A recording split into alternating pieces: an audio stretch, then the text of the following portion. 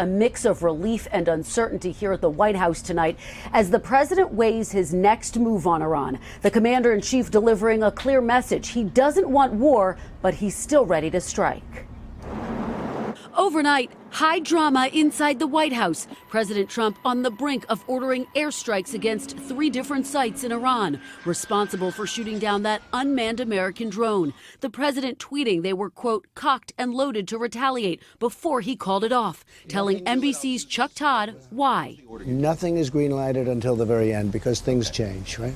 So you never gave a final order? No. But we had something ready to go subject to my approval. Were planes in the air? We're about ready to go. Yeah. No, but they would have been pretty soon.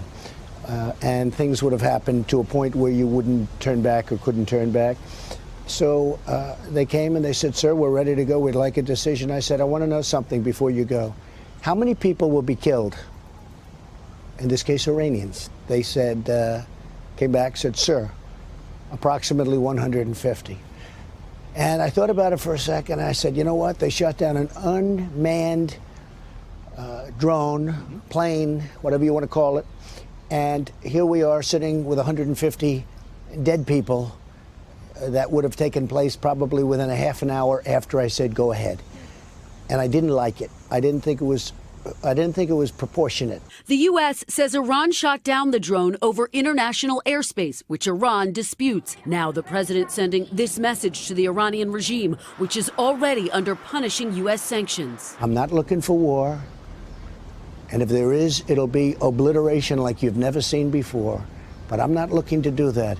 But you can't have a nuclear weapon. You want to talk good, otherwise you can have a bad economy for the next 3 years. Not as far as I'm concerned. No preconditions. Now, Democrats are demanding the president get congressional approval if there is any military action, but offering rare praise for the president. A strike of that amount of collateral damage would be very provocative, and I'm glad the president did not take that. Tonight, senior administration officials say all options are still on the table. Kristen Welker, NBC News, the White House. Hey, NBC News fans, thanks for checking out our YouTube channel. Subscribe by clicking on that button down here and click on any of the videos over here to watch the latest interviews, show highlights, and digital exclusives. Thanks for watching.